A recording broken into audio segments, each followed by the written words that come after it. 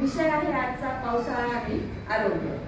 पावसाळा ऋतू म्हटल्यानंतर आपल्याला सगळ्यांना माहिती थोडंसं वातावरण बदललेलं असतं, थंड हवा असते, सूर्यप्रकाश ढगांमुळे अडलेला असतो, दूषित पाणी जे असतं ते बऱ्याचदा आपल्या पिण्यामध्ये येतं आणि त्यामुळे आपले आरोग्य थोडंसं बिघडण्याची शक्यता असते.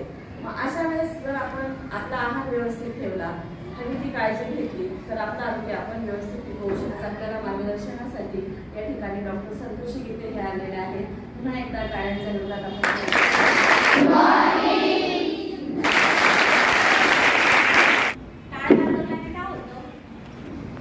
ते पॉइंट स्टिम्युलेट होतात आणि आपलं आरोग्य चांगलं होतं. पावसाळा आणि आरोग्य. पावसाळ्यामध्ये आपलं आरोग्य कसं जपायचं? या दिवसांमध्ये वातावरण बदलतं, उन्हाळा असतो आणि पावसाळा सुरू होतो. आपली इम्युनिटी ज्याची स्ट्रॉंग असते तो आजारी पडत नाही, ज्याची इम्युनिटी कमजोर असते तो लवकर आजारी पडतो. आपल्याला काय काळजी घ्यायची या दिवसांमध्ये?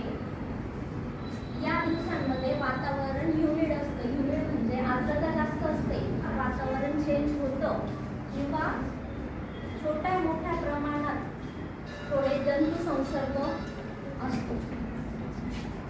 वातावरण बदललं की आपल्या बॉडीचं आपण हॅबिट्स बदलत नाही, बरोबर? आपल्या डेली रुटीन जे सुरू आहे तेच सुरू ठेवतो, पण खाण्यापिण्यामध्ये, आहार विहारामध्ये थोडेसे चेंजेस करायला लागतात.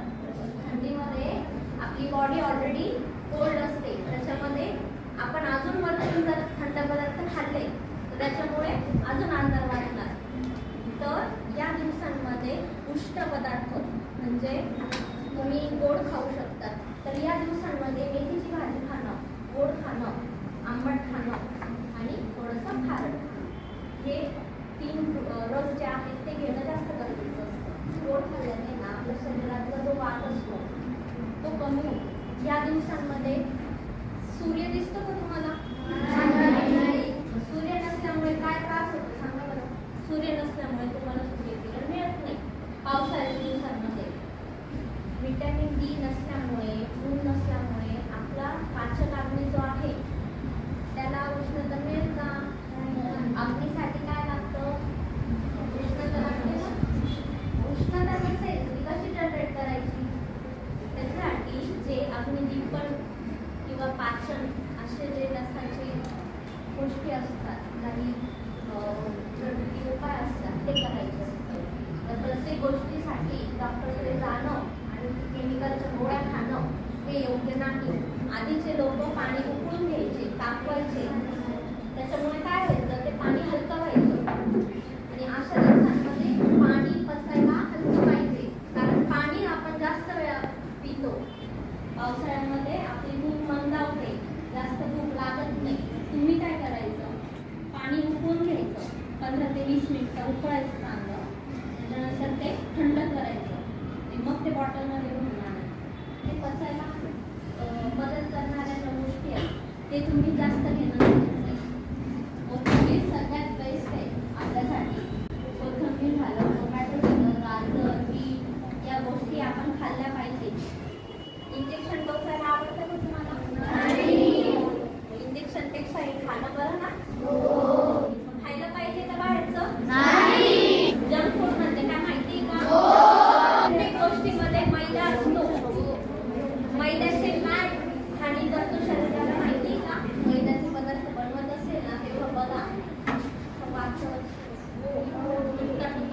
बरोबर पोटामध्ये पचेल का? नाही. चिटकून बसतो तो आपल्या आकड्यात, बरोबर?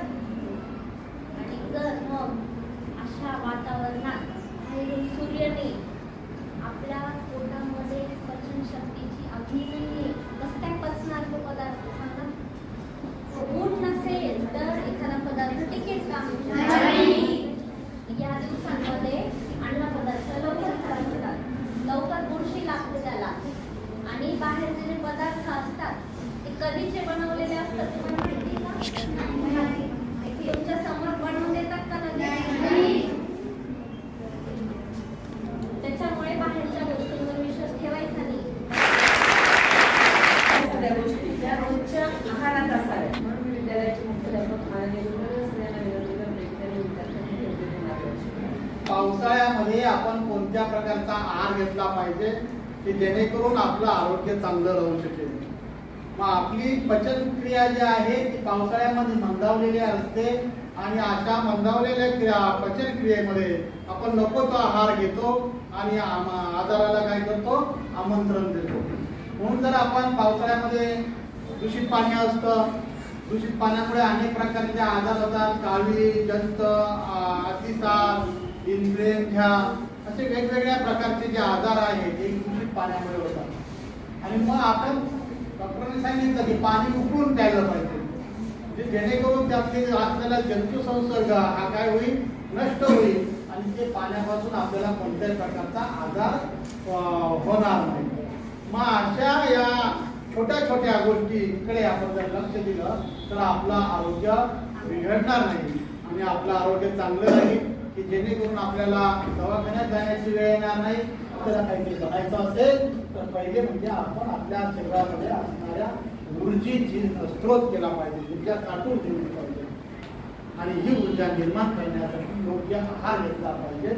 योग्य आहार जर घेतला तर आपण आपल्या शरीरामध्ये तयार होणारी ऊर्जा योग्य प्रमाणात होईल आणि आपल्याला त्याचा योग्य पद्धतीने वापर करता येईल. डॉक्टर संतोष गीते यांनी आपल्याला खूप असं चांगलं मार्गदर्शन केलं. काळजी घेऊ शरीराची पावसाळ्यामध्ये पण आणि इतर ऋतूमध्ये पण.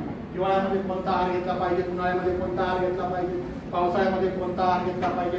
तर आपली चयापचय क्रिया आहे ही वेगवेगळ्या ऋतूमध्ये वेगवेगळ्या प्रकारची असते आणि म्हणून तो आहार सुद्धा आपण बदल केला पाहिजे. त्या आहारामध्ये आपण जर बदल केला नाही आणि एकच एक आहार आपण जर सातत्याने घेत राहिलो तर आपल्या शरीरावर त्याचा विपरीत असा परिणाम होऊ शकतो आणि म्हणून त्याचा परिणाम वाईट असा होऊ नये, योग्य पद्धतीने त्याचा परिणाम व्हावा यासाठी आपण आहाराकडे आणि व्यायामाकडे विशेष लक्ष दिलं पाहिजे आणि यापुढे तुम्ही नक्कीच लक्ष द्या असे तुम्हाला अपेक्षा व्यक्त करतो आणि तुमचं आरोग्य यापुढे नेहमीच तुला ठेवा अशा तुम्हाला शुभेच्छा.